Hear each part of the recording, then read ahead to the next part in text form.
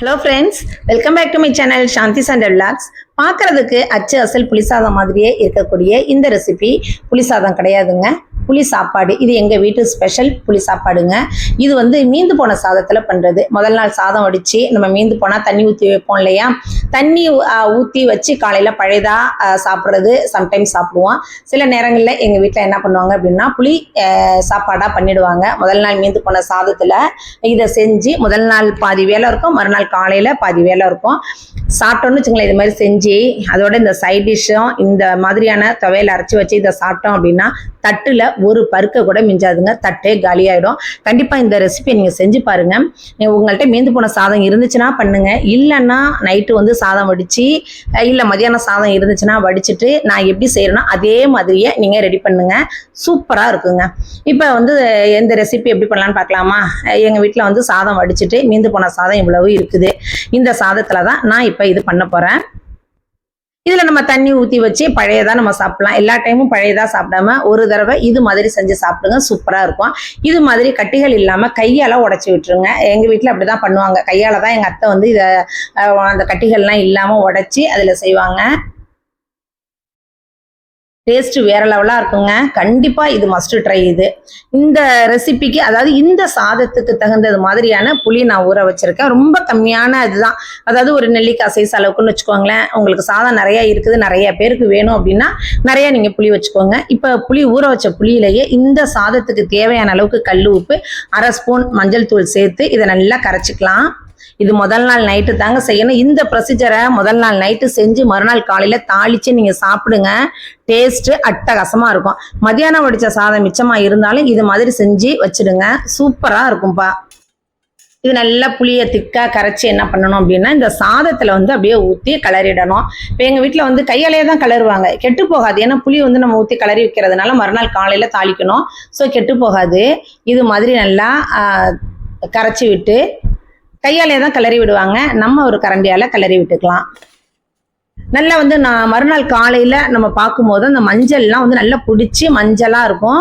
இது முதல் நாள் நைட்டே நம்ம செய்கிறதுனால மஞ்சள்லாம் நமக்கு தெரியாது. ஸோ காலையில் எடுத்து பார்த்தீங்கன்னா நல்ல எல்லோயிஷாக சூப்பராக இருக்கும். மிச்சம் இருக்கிற புளி தண்ணியும் ஊற்றி நல்லா திக்கான புளி தண்ணியாக ஊற்றுங்க, தண்ணியாக கலந்துட வேண்டாம்.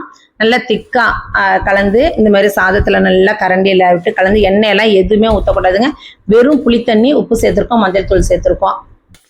இது எல்லாம் சாதத்தில் படுறது மாதிரி நல்லா கலந்து வச்சுருங்க. நல்லா அப்படி புளிப்பெல்லாம் இந்த சாதத்தில் இறங்கி மறுநாள் சாப்பிடும்போது ஆஹா, அதோட அதுக்கு ஏற்ற அந்த துவையலோட சாப்பிட்டோம்னா அட்டகாசமாக இருக்குங்க. இப்போ இது அப்படியே எல்லாத்தையும் நல்லா அமுக்கி ஒரு மூடி போட்டு வச்சிடலாம்.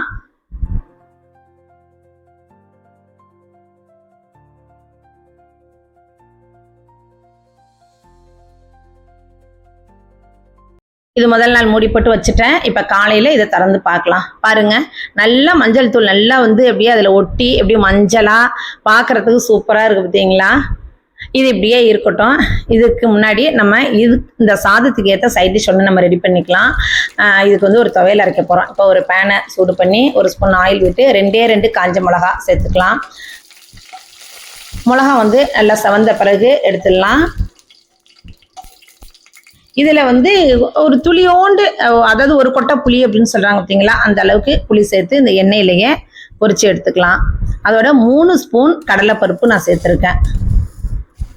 உங்களுக்கு தேவையான அளவுக்கு நீங்கள் சேர்த்துக்கோங்க. கடலைப்பருப்பு நல்லா செவக்க வறுக்கணுங்க, கருக விட்டுறாதீங்க. அடுப்பை வந்து மீடியம் ஃப்ளேமில் வச்சுக்கோங்க. நல்லா செவந்து வரணும். இந்த புளியை எடுத்துடலாம். இப்போ பாருங்களேன், நல்லா அழகாக செவந்து வந்துருச்சு இல்லையா? இதை பாருங்கள், இந்த மாதிரி நல்லா சவக்க வறுக்கணும். இதில் 1/2 மூடி தேங்காய் நான் சேர்த்துக்கிறேன். இந்த எண்ணெயிலே நல்லா பரட்டி எடுத்துடலாம் தேங்காவை. சும்மா ஒரு 25 செகண்டு 30 செகண்டு இந்த தேங்காவையும் சேர்த்து இதை நல்லா கலந்து விட்டு இதை எடுத்து நம்ம மிக்ஸி ஜாரில் சேர்த்து அரைச்சிக்க வேண்டியது தான். அம்மியில் வச்சு தான் அரைப்பாங்க, பட் மிக்ஸி இப்போ யாருங்க அம்மியில் அரைக்கிறா? நான் மேக்ஸிமம் அம்மியில் அரைச்சிடுவேன். பட் இப்போ வந்து நம்ம மிக்ஸி ஜாரில் சேர்த்து இதை அரைச்சிடலாம். இப்போ அதே பேனில் நல்லெண்ணெய் ஒரு 3-4 ஸ்பூன் சேர்த்துக்கோங்க. அதோட 1 ஸ்பூன் கடுகு உளுத்தம் பருப்பு சேர்த்துக்கலாம். இப்போ சாதத்துக்கு நம்ம தாளிப்பு நம்ம ரெடி பண்ணுறோம். 2 ஸ்பூன் வேர்க்கடலை சேர்த்து நல்லா வறுத்துக்கலாம். அதோட பெருங்காயத்தூள் 1/2 ஸ்பூன் சேர்த்துக்கிறோம். நல்லா இந்த வேர்க்கடலை நல்லா வெடித்து வரணுங்க. கடுகும் நல்லா வெடிக்கணும். ஒரே ஒரு பச்சை மிளகாவை கிள்ளி போட்டிருக்கேன். ஒரு காஞ்ச மிளகாய் கிள்ளி சேர்த்துருக்கேன். அவ்வளோதான். காரம் வேறு எதுவும் கிடையாதுங்க. ஒரு கொத்து ஃப்ரெஷ்ஷான கருவேப்பிலை, இது எல்லாத்தையும் நல்லா சேர்த்து வறுத்துக்கலாம். நல்லா இது வறுப்பட்ட பிறகு ஒரு 10 பூண்டு பல் வச்சுருக்கேன். 10-15 சின்ன வெங்காயம் வச்சுருக்கேன். இப்போ 10 பூண்டு பல்லை சேர்த்து நல்ல பூண்டு சவந்து வர்ற அளவுக்கு வறுத்து எடுத்துக்கலாம். பூண்டு போட்டுட்டு வெங்காயம் போடுங்க. வெங்காயம் போட்டுட்டு பூண்டு போட்டிங்கன்னா சீக்கிரமாக பூண்டு வதங்காது. அதனால பூண்டு நல்லா வதங்கின பிறகு வெங்காயம் சேர்த்துக்கோங்க. அதாவது நான் எந்த அளவுக்கு சாதம் எடுத்திருக்கோனோ அதற்கு தகுந்தது மாதிரியான இதுதான் எடுத்திருக்கேன். இப்போ நிறைய சாதம் இருந்துச்சு அப்படின்னா நீங்கள் பூண்டு வெங்காயம் நிறைய சேர்த்துக்கோங்க. சின்ன வெங்காயம் தான் கண்டிப்பாக சேர்க்கணுங்க. சூப்பராக இருக்கும். நம்ம ஏற்கனவே சாதத்துக்கு உப்பு போட்டு வச்சுட்டோம். இப்போ வெங்காயம் பூண்டுக்காண்டி ஒரு 1/2 ஸ்பூன் உப்பு சேர்த்து வதக்கிக்கலாம். இது மட்டும் செஞ்சு வச்சுட்டீங்கன்னு வச்சுங்களேன், தட்டில் நான் சொல்கிற மாதிரி தட்டை அப்படியே வடித்து சாப்பிட்ருவாங்க. சாதம் வந்து நிறைய வடித்து பண்ணிவிடுங்க. நீங்கள் முதல் நாளே கம்மியாக பண்ணினீங்கன்னா மறுநாள் காலையில் சண்டை வரும் எல்லாருக்கும், கம்மியாக கொடுத்தீங்க அப்படின்னா. இப்போ இந்த டைமில் நம்ம கலந்து வச்ச சாதம் இருக்குல்ல, அதை எடுத்து இதில் நல்லா ஒரு மிக்சிங் கொடுக்கலாம்.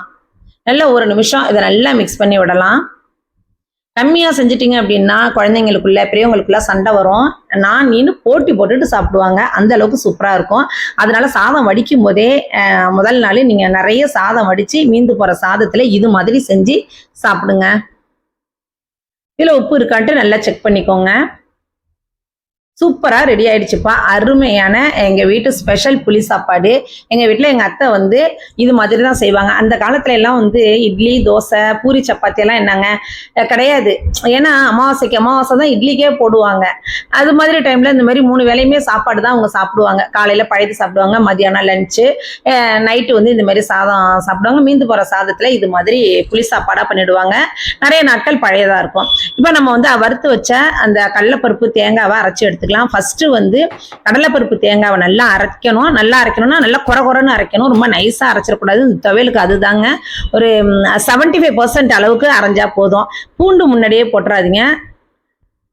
தேங்காய் கடலைப்பருப்பை அரைச்ச பிறகு பூண்டை நசுக்கி அதில் சேர்த்து ஒரு டொரு விட்டுக்கலாம்.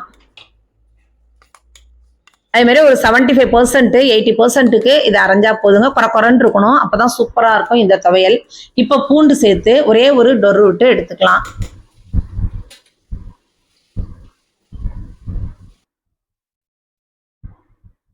சூப்பராக ரெடி ஆயிடுச்சுங்க இந்த சைட் டிஷ்ஷு. இந்த சாதத்துக்கு செம்ம டக்கர் அல்டிமேட்டாக இருக்குங்க.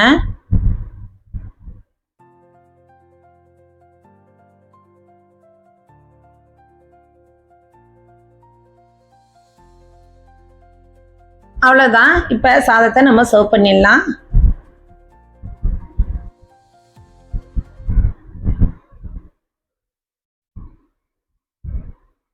இதோட இந்த துவையலை வச்சு சாப்பிடும்போது சூப்பராக இருக்கும். அவ்வளோ அருமையாக இருக்கும்.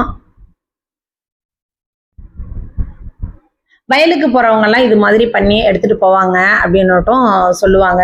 நிறைய நாட்கள் வந்து பழையது எடுத்துகிட்டு போவாங்க இல்லையா, எடுத்துகிட்டு போவாங்க. தூக்கு சட்டியில் எடுத்துகிட்டு போவாங்களாம். அதே மாதிரி இது மாதிரியும் செஞ்சு வச்சு மறுநாள் காலையில் தாளித்து அந்த வாளியில் வச்சு, தூக்கு வாளியில் வச்சு எடுத்துகிட்டு போவாங்க அப்படின்னுட்டும் நான் சொல்லி கேள்விப்பட்டிருக்கேன். இது எங்கள் ஊர் மன்னார்குடி, நீடாமங்கலம், தஞ்சாவூர் ஸ்பெஷல் புளி சாப்பாடுங்க. கண்டிப்பாக நீங்கள் செஞ்சு பார்த்துட்டு எப்படி இருந்துச்சு அப்படிங்கிறத மறக்காமல் கமெண்ட் பண்ணுங்கள். இந்த வீடியோ உங்களுக்கு பிடிச்சிருந்துச்சுன்னா லைக் பண்ணுங்கள், ஷேர் பண்ணுங்கள். புதுசாக பார்க்குறீங்க அப்படின்னா சப்ஸ்கிரைப் பண்ணிட்டு பாருங்கள். உங்கள் ஃப்ரெண்ட்ஸ் அண்ட் ரிலேட்டிவ்ஸ்க்கு நிறைய ஷேர் பண்ணுங்கள். சப்ஸ்கிரைப் பண்ணும்போது ஆல்ங்கிற ஆப்ஷனை கொடுக்க மறந்துடாதீங்க. அப்போ தான் நான் போடுற வீடியோஸ் எல்லாம் நோட்டிஃபிகேஷனில் உங்களுக்கு வரும். இதே மாதிரி இன்ட்ரெஸ்டிங்கான இன்னொரு வீடியோவில் உங்களை நான் மீட் பண்ணுறேன். பாய்.